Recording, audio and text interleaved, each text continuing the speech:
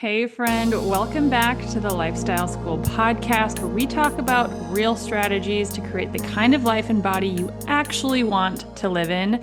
I'm Hope, your coach and guide through all things metabolic health, fasting, and fat loss. And today we're going to be talking about something that affects 130 million women worldwide every year, and that is pregnancy and how it's connected to your metabolic health. Now, before we get into it, a quick disclaimer. I am not a medical doctor. This podcast is for educational purposes only and is not intended as medical advice. As always, consult with your doctor before making any dietary or big lifestyle changes. So,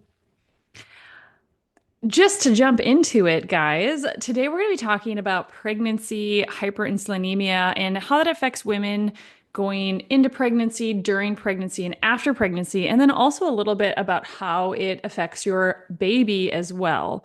And before we get into the topic today, I just want to preface everything I'm going to say with there is no judgment. If you have gone through pregnancy already, you probably feel like you haven't done anything right. Everything, not anything.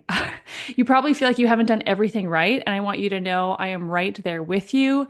We are learning every step of the way. And I want to just encourage you that information is power, knowledge is power, and you may not have known any better in the past. And all you can change and work towards are these things in the future. So if you are listening today and you're like, man, I really screwed this up. I could have done more for myself. I could have done more for my baby. I want you to know that it's not worth stressing about it right now. What you can focus on is the here and now. How can you optimize your metabolic health for yourself right now and for your children?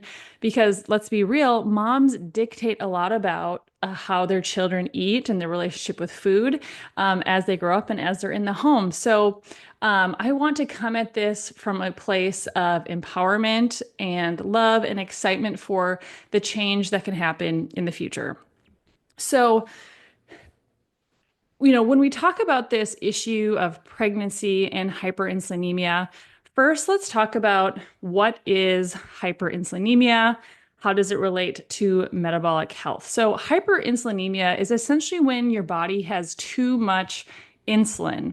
Insulin is your hormone that tells your body whether to store food coming in as fat or or if it should be used as fuel. It is directly connected to our metabolic health. And so before we talk about specifics for pregnancy, I think it's really good to just have an understanding of, as a culture, where are we at when it comes to metabolic health. And so there was a 2018 study from the University of North Carolina at Chapel Hill, and it revealed that only 12.2% of American adults, so that does include males and females, met the criteria for optimal metabolic health. And this is like a really big deal. There was also looking into the research around women who are of childbearing years. There was a recent analysis done in the Journal of Clinical Medicine in May of 2025 in the US, and it looked at health data, and it indicated that approximately 41% of non-diabetic women aged 20 and older exhibited hyperinsulinemia, which is, again, characterized by elevated fasting insulin levels. And so this marks a significant increase from the years around about 2000. It was only about 24.5% who were considered having high levels of fasting insulin. So around the year 2000, 25 years ago, we were at 24.7%. Now we're at about 41% as of 2018. And so this is, roughly a 67% rise over 2 decades. And again, that was published in the Journal of Clinical Medicine just in this month of this year. So May 2025, this podcast episode may go out. Actually, I think it will go out in May, but maybe June. And so, this is really important data to have, because when we look at ourselves, we might think, oh, well, I'm pretty healthy. I try to eat well, I try to move, but the data really shows that most people are not metabolically healthy. And approximately, I think it's about 36.6% of women, so that's about one in three in the United States, meet the criteria for metabolic syndrome. And I just want to quickly go over what is metabolic syndrome because that's going to give a lot of context for what we talk about moving forward regarding pregnancy. So, metabolic syndrome is diagnosed based on a cluster of symptoms. So, if you have an elevated waist circumference of greater than 35 inches for women, that would be considered metabolically dysfunctional. If you have elevated triglycerides over 150 milligrams per deciliter, that would be considered elevated triglycerides, and that would be a component of metabolic syndrome. As well, they look at HDL, our quote unquote good cholesterol, and if it's not above 50 milligrams per deciliter, you likely have some level of metabolic dysfunction. And then they look at elevated blood pressure and fasting glucose. If your blood pressure, if your systolic blood pressure is greater than 130 and your diastolic is greater than 85, that means you have some level of hypertension, which is a sign of metabolic dysfunction, metabolic syndrome. And then when it comes to fasting glucose, if you fast for, I believe it's 8 hours, and then you have your blood glucose tested. If it comes back over 100 milligrams per deciliter, that is again another sign of blood sugar blood sugar dysregulation, which is connected to metabolic dysfunction and metabolic syndrome. So, if you have any of these or a number of these, you actually probably have some work that you need to do when it comes to regulating your metabolism and your metabolic health. And again, when we talk about metabolic health, what we're really talking about is your cell's ability to produce energy in the mitochondria for them to produce ATP so that these 30 trillion cells you have all over your body who are, that are working for your heart to do its job, for your immune system, for your skin, your digestion, whatever that may be, if those individual cells can't produce the energy they need to do their job, the cells start to have issues. And that's when we start to see dysfunction happen. Maybe that looks like blood sugar dysregulation. Maybe that looks like, your immune system not responding the right way. It's going to look different depending on which system, the cells are assigned to. But we want all of our cells, whatever their job, to be able to produce energy, to take the food that we're eating, to put it to work properly so that our cells are energized and fueled properly so that we don't have, any of the chronic disease related with metabolic dysfunction. So let's get into pregnancy, and talk about that. So pregnancy happens after ovulation. The corpus luteum starts to produce estrogen. Okay, so estrogen is really the hero hormone of the beginning of pregnancy. If you ovulate, if conception occurs, progesterone levels rise actually quite rapidly to support the embryo and help maintain the uterine lining. And around week 8 or 12, the placenta will start to take over the production of progesterone and levels stay high throughout pregnancy. But, if you've heard me talk about the female cycle before, you know that, to put it really simply, of our 28-day cycle from women, day 1 is the day that we start bleeding. Day 14 is typically roughly ovulation. And then day 28 is the day before you start your period or menstruating again. The first 2 weeks of your 28-day cycle are typically your estrogen dominant part of your cycle. And then the back half after ovulation are progesterone dominant. And when you're progesterone dominant, if you've started to pay attention to how you feel, if you're doing that reconnection with your body, you've realized that that latter half of your period, like you feel more hungry. Maybe you feel a little bit more bloated. You feel like your digestion maybe doesn't move at the same rate. And that is all connected to progesterone.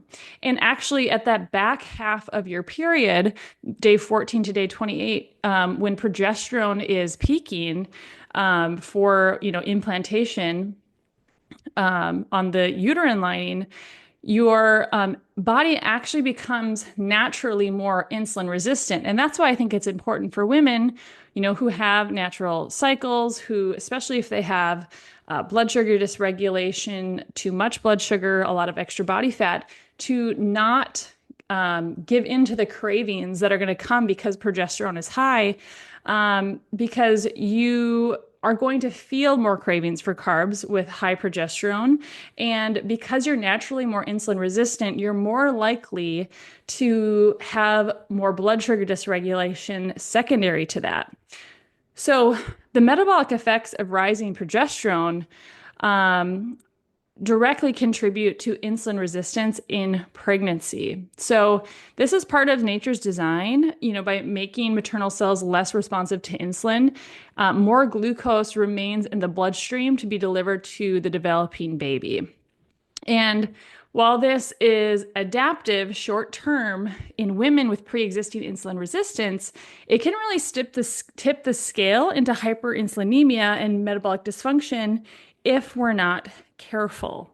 So, progesterone, in and of itself, shifts the maternal body into energy conservation mode, and it encourages lipogenesis. So, this is fat creation and fat storage, especially in the hips, the thighs, and the abdomen to build reserves for later in pregnancy and breastfeeding. But, while this is a survival mechanism, which I'm sure was very important a couple hundred years ago when resources were much more scarce. You were much more likely to have very hard winters or have to survive in times of famine or low food. It can lead to unwanted weight gain and high insulin, especially, in this modern day when we have a 7-Eleven on every corner or a Quick Trip if you're in the Midwest, and you can go in and you can get a sandwich, you can get a bag of chips, you can grab a Coke that has 60 grams of sugar right in it.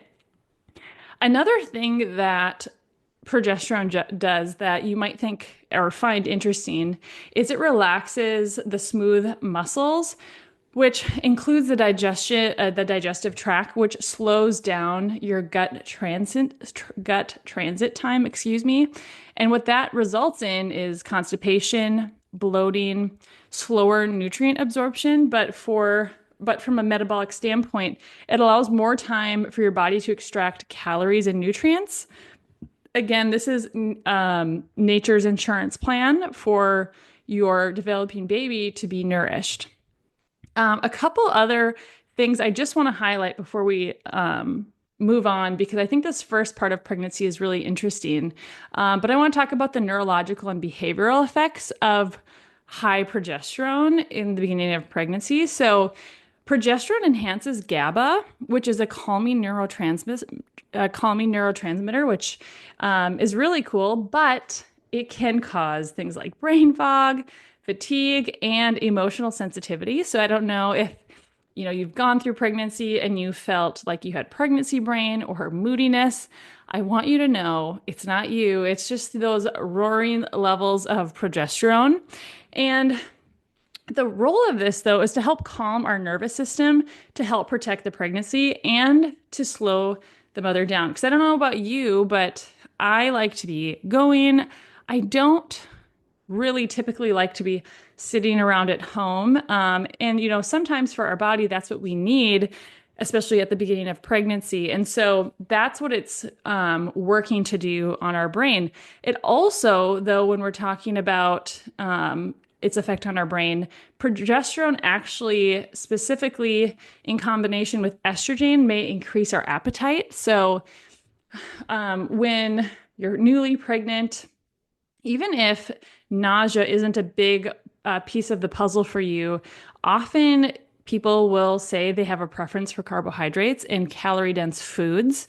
This is in direct response to elevated levels of progesterone. And again, this is the same thing that you feel at the back end of your period on those day 14 to day 28, but just probably not at quite the extent as if you're actually pregnant. So the question is like, should you give in to these cravings if you are feeling them, if you are newly pregnant?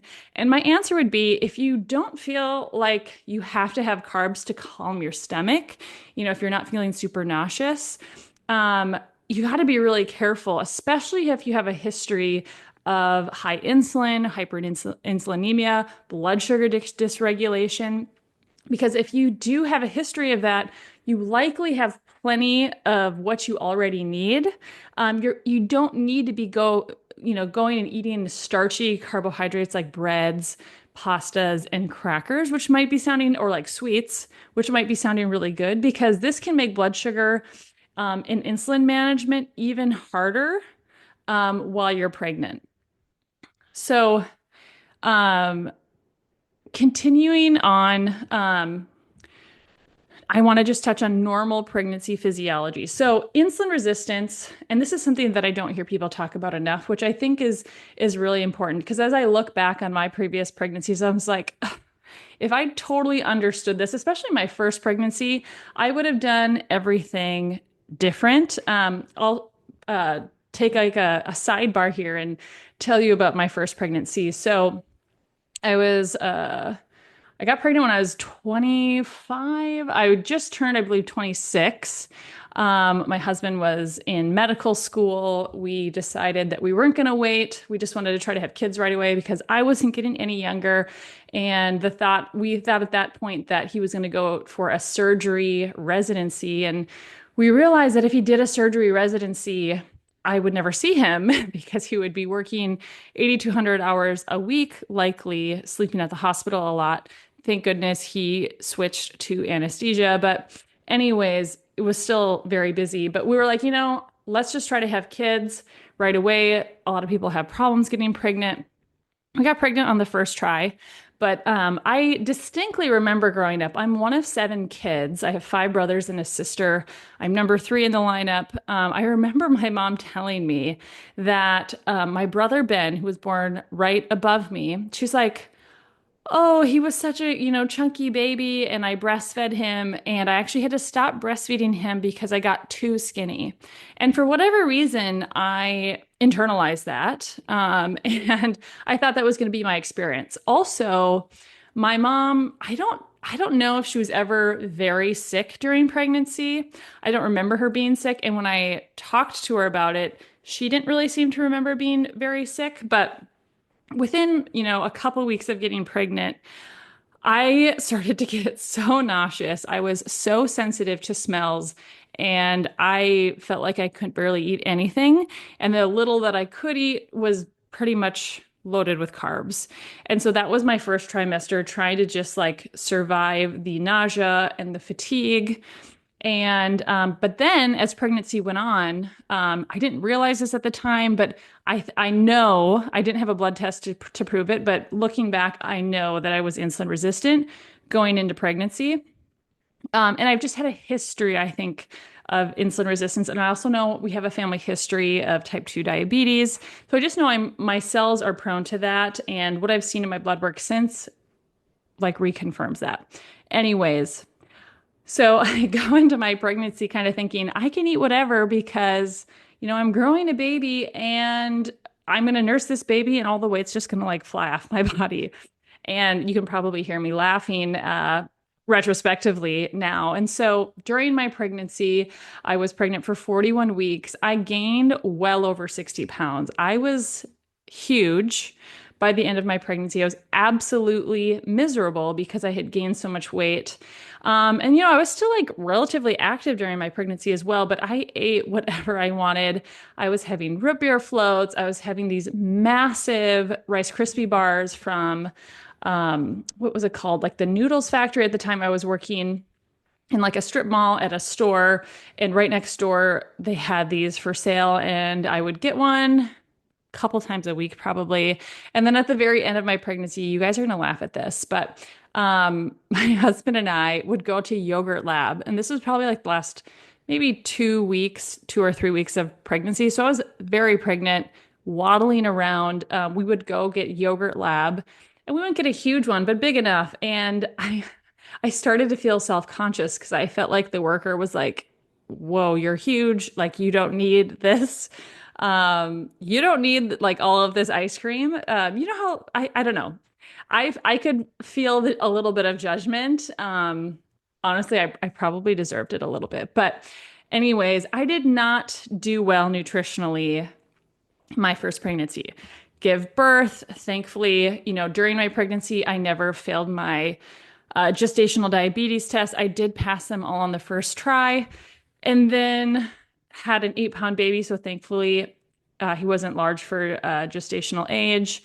But then nursed, and I could not lose the baby weight. And that's just been part of my story ongoing is like, you get pregnant and then you expect your body to maybe bounce back, maybe not. But like while I was breastfeeding, I could not lose weight. And then even once I was done, I had a really difficult time and I couldn't figure out what was wrong.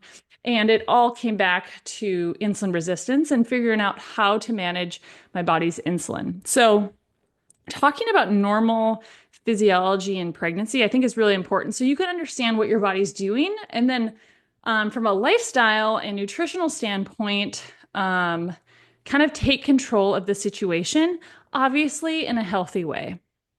So insulin resistance naturally increases in the second and third trimester, specifically as a protective mechanism, because this ensures that you have enough glucose in the bloodstream to be available to your growing baby. Because the baby, starts to pack on the pounds at I think around like 20 weeks. And placental hormones like HPL, progesterone, estrogen, cortisol, and then prolactin, they all antagonize insulin, which reduces insulin's effectiveness. So in response, your pancreas produces more insulin to overcome the resistance that's naturally happening based on, these pregnancy hormones that are raging. And this is normal, and it's a form of adaptive hyperinsulinemia. But the problem comes in is when we enter pregnancy with insulin resistance, if we have, something like PCOS, if we're obese, if we're pre-diabetic, we already have impaired metabolic flexibility. That is our body's ability to switch between burning glucose for energy and then accessing stored fat for energy. And this increased insulin demands and then the increased insulin demands of pregnancy can tip us into pathological hyperinsulinemia. And sometimes even the worst outcome of this is gestational diabetes. So if you've had excessive weight gain, maybe like I did during pregnancy, it can worsen insulin resistance and further elevate insulin levels. If you have a high carb or high glycemic diet, like I did in my first pregnancy, that can spike our blood sugar and drive chronically high insulin. And then this can also lead to chronic low-grade inflammation or even mitochondrial dysfunction. Again, mitochondria are like the little engines in our cells that produce energy. And to be honest, mitochondrial dysfunction is very common in our modern diets and lifestyle. And what this does is it can reduce our body's ability to manage glucose effectively and efficiently. And then this contributes to excessive insulin output. And then if you do get diagnosed with, gestational diabetes in pregnancy, what this means is that your pancreas can't keep up with the insulin demands. And this leads to both hyperglycemia, which is high blood sugar, and hyperinsulinemia, especially early in the process before beta cell fatigue sets in. So the bottom line that I want you to understand when it comes to pregnancy is that mild hyperinsulinemia is expected in pregnancy. But when we compound that by having insulin resistance or a poor diet and lifestyle, either pre-pregnancy or during pregnancy, maybe both, it can become excessive, the hyperinsulinemia. And this raises the risk of gestational diabetes, a large for gestational age baby, and long-term metabolic issues for both the mom and the baby. And so when women experience hyperinsulinemia during pregnancy, her body is operating in a high insulin state. And for many women, this is going to have lasting consequences because elevated insulin levels shut off our fat burning and it keeps our body in storage mode, especially around the belly. So even after delivery, if insulin remains elevated, which it often does with women with pre-existing insulin resistance, PCOS, or if you had gestational diabetes, the body resists tapping into fat stores for energy. And obviously this causes a problem. So what high insulin is going to do, it's going to result in frequent blood sugar crashes, which drive things like postpartum cravings. It's going to drive fatigue postpartum, and it's going to push you towards a tendency to rely on carbohydrates or caffeine, which is just going to perpetuate the cycle. And we all know that postpartum period is hard in and of itself, but having that really high insulin is just going to perpetuate the issue. So if you can, take control before getting pregnant, really work on your metabolic health, work to lower insulin, because what that's going to do is it's going to regulate all your sex hormones. Let me tell you, ladies and men, if you're listening, if you have had trouble getting pregnant in the past, if you work on your metabolic health, if you work on your blood sugar regulation, if you work on lowering insulin, if you work on that metabolic flexibility of being able to burn fat and glucose for energy, you're naturally going to become much more fertile. I hear it over and over and over again about, and I've even had clients have this happen where they focus on that and then boom, they get pregnant. And so, being proactive at the beginning, and then even while you're pregnant, you can be mindful, right? Like we don't need to have root beer floats when we're pregnant, right? Like we don't need to treat ourselves to ice cream every day or even every week. Even if we kind of feel like it, especially if we have a history of blood sugar dysregulation and insulin resistance, because the experience of pregnancy on our body is just going to make that situation more intense, and the side effects, the long-term outcomes are going to be even worse. So we want to be really mindful of that.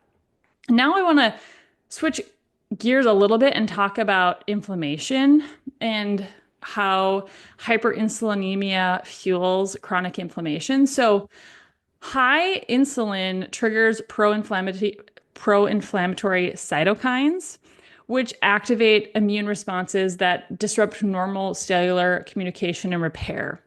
I'm going to say that again because I know that was a mouthful. So if we have high insulin, what that's going to do is it's going to trigger pro-inflammatory cytokines. So these are inflammatory molecules, which activate our immune response that disrupt normal cellular communication and repair. We want our cells to communicate. We want our cells to repair. And what inflammation does is it affects our adipose tissue's function. Adipose tissue is fat tissue, making fat cells more metabolically active, but actually not in a good way. Inflamed fat tissue releases more inflammatory signals, which creates this feedback loop of more insulin resistance. So we want to make sure that our fat tissue isn't inflamed so that it's not, releasing more inflammatory signals that creates this feedback loop of more insulin resistance. And so postpartum, this can look like joint aches, fatigue, brain fog, fluid retention, or even mood swings. And that is why it's really important to make sure from a dietary and lifestyle perspective, we're eating whole, nourishing foods and we're minding our blood sugar and we're being mindful of our activity level in correspondence to, our carbohydrate intake and how they are corresponding with each other. And, this can disrupt our cortisol rhythms as well. High insulin blunts our natural cortisol rhythm by creating chronic blood sugar crashes. So again, I've done a whole podcast on cortisol. We need cortisol to live. It's an important part of our circadian rhythm, but we don't want like too high of cortisol levels, right? Because that is a stress hormone. It's when we're in fight or flight. And what high insulin does is it blunts the natural cortisol rhythms of our day by creating chronic blood sugar crashes because cortisol causes your blood sugar to spike, right? Like you think if you see a bear jump out of the woods and start chasing you, you want to have quick energy available to be able to run and get away. And that's what cortisol does is it creates these blood sugar spikes. But anytime you have something that spikes, it's going to crash. And this is what happens. And when we keep cortisol levels elevated at the wrong times, especially at night, it's going to disrupt our cycles, our sleep cycles, our energy patterns, appetite signaling, which is huge, as well as our fat storage, especially when it comes to visceral fat. We have two types of fat. Visceral fat is the fat that we find around our organs. It's the most damaging, it's the most dangerous, it's the most inflammatory. And then we have subcutaneous fat, which is like the fat you can pinch on your belly. So chronically high cortisol also works to break down muscle tissue, and then it also slows your thyroid function. And all these things are going to work in this negative feedback loop, resulting in worsening insulin resistance, and it works as a triple whammy for fat loss. And then last thing that high insulin and inflammation does when it comes to your postpartum experience is it can really negatively affect your thyroid function, specifically T4 conversion to T3, and that's your active thyroid hormone. So chronic hyperinsulinemia also increases reverse T3, which is an inactive form that blocks thyroid receptors. And a sluggish thyroid postpartum equals a slower metabolism. It equals more fatigue, poor body temperature regulation, and it can result in more hair loss.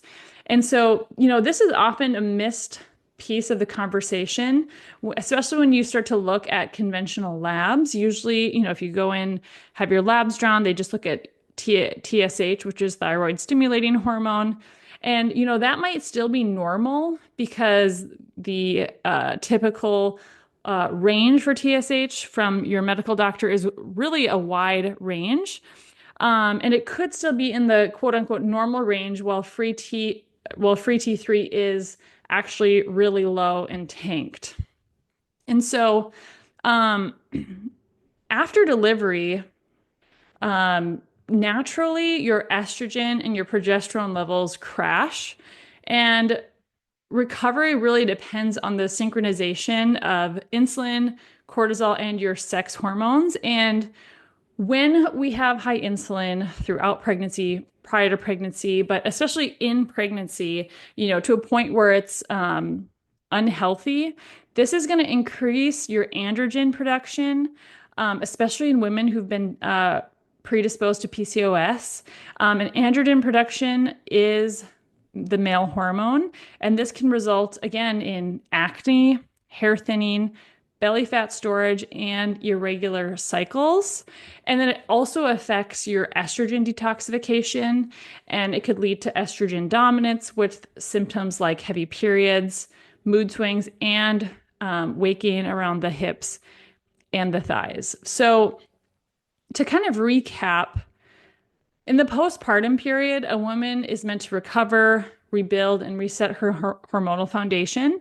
But when hyperinsulinemia persists, it locks the body into a pro-inflammatory, pro-fat storing state, and it disrupts the natural rhythms of your thyroid, of your cortisol, and your sex hormones.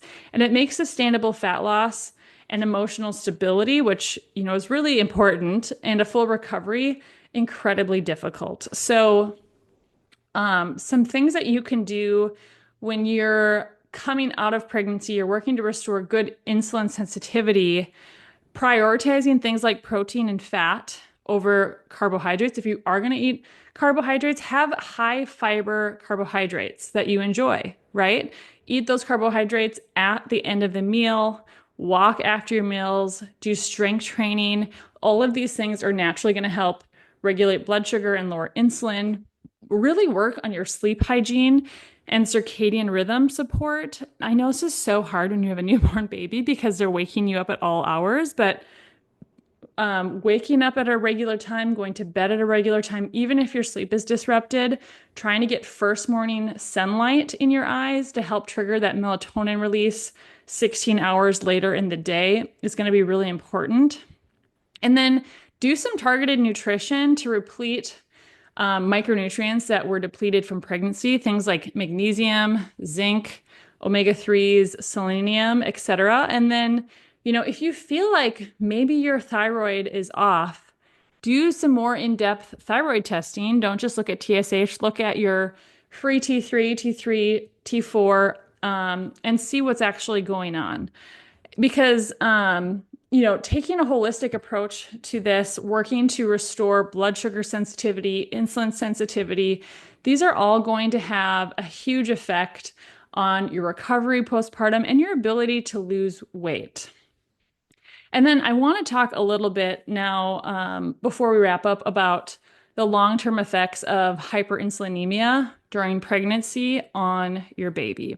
I think this is a really important topic. And again, like I said at the beginning of this episode, I don't want anyone to feel bad about past choices that they've made because that's not going to change anything. All we can control is the future. And again, information is power, and you are doing the best that you could with the knowledge that you had. I wish I could have done things different in my previous pregnancies, but we live and we learn, right?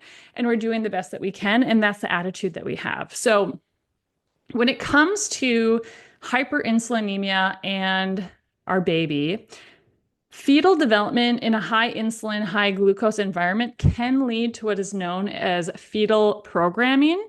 And what that is it's an early metabolic adaptation that increases chronic disease risk, which is obviously not what we want. So when mom has high blood sugar, baby naturally makes more insulin to manage the glucose that's crossing the placenta. And what that does is it stimulates excess fat storage and growth. And this is what's going to lead to a large for gestational age baby. So, when people are talking about how big was your baby when it's born, how big was your baby when it was born, it's actually not a good thing to have a 10-pound baby. Because it's not likely that it's because the baby's going to be tall when it grows up. It's likely that that baby had more exposure to more glucose than it should have had, unfortunately. So, the womb is the first environment, and what it does is it programs the child's metabolism. And when a pregnant woman has hyperinsulinemia, even if her blood sugar is still quote unquote normal, in normal range, her baby is being exposed to a metabolically dysregulated environment, and that baby adapts to that environment in real time, making changes that affect how their metabolism functions after birth. So while you're pregnant, more than just talking about like not having too much pregnancy weight gain, I would say, what kind of environment, what do you want to be bathing your baby in while they're in your uterus, right? So when your baby is exposed to excess maternal insulin, what it does is it leads to increased glucose and fat transport across the placenta. So the baby responds by producing more insulin, which is an anabolic hormone that promotes fat storage. And that doesn't just make your baby bigger, it actually increases the number of fat cells. That's a process called hyperplasia, and not just the size of the cells. So I don't know if you've seen those funny memes on social media, but it's like how your fat cells like live forever, right? Like you can shrink them, but they never go away once they're created.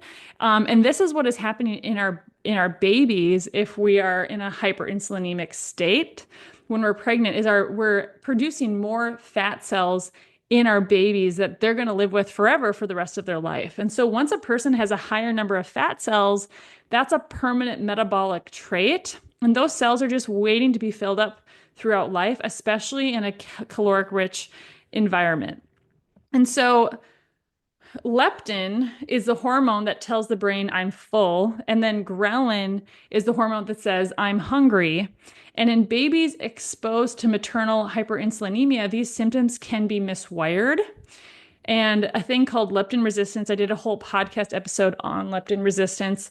I don't remember what episode it is, but leptin resistance, if you have it, the brain doesn't listen when the body says it's full. And then elevated ghrelin means that you're going to have increased hunger cues even when energy stores are adequate. So let's say you have plenty of glucose available to you in your body, in your liver, in your muscles, in your fat stores.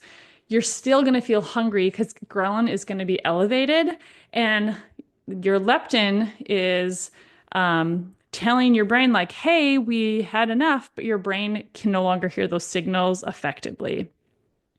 And this makes it much more likely that a child will overeat and have frequent hunger signals and crave carbs and sweets early in life. And these children may also have a blunted satiety response, meaning they don't feel full after a meal the way that a metabolically healthy child would. And so there's been a number of studies that have started to really look at this issue because type 2 diabetes used to be called adult onset type 2 diabetes, but over the past 25 years, there has been such a rise in children who are being diagnosed with type 2 diabetes, which was pretty much unheard of in pediatric offices, 25, 50 years ago.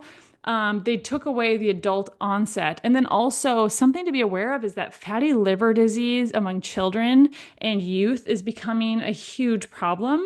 And fatty liver disease, non-alcoholic fatty liver disease, like it's a really serious condition and not something that we want our kids to deal with.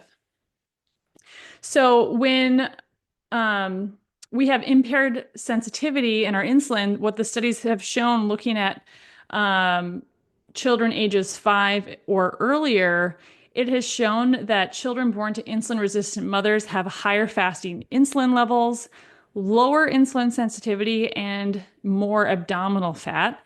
And what happens is that these changes can appear as early as preschool age, even when diet and lifestyle factors are controlled, which is the sad part. And what this does is it sets the stage for early onset metabolic syndrome, prediabetes, or even type 2 diabetes to in childhood or adolescence.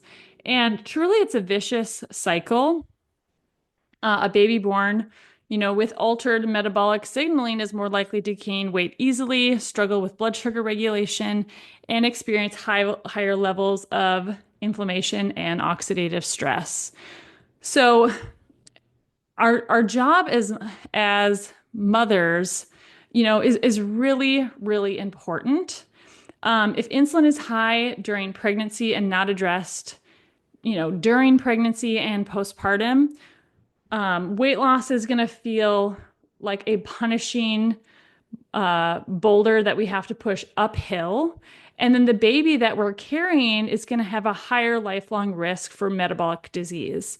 And, I know that's a really hard pill to swallow, but the good news is both mom and baby's trajectories can be changed with the right lifestyle tools, with blood sugar regulation, with strength training, with fasting post weaning from breastfeeding. Obviously, children shouldn't be fasting, but maybe they shouldn't be snacking, right?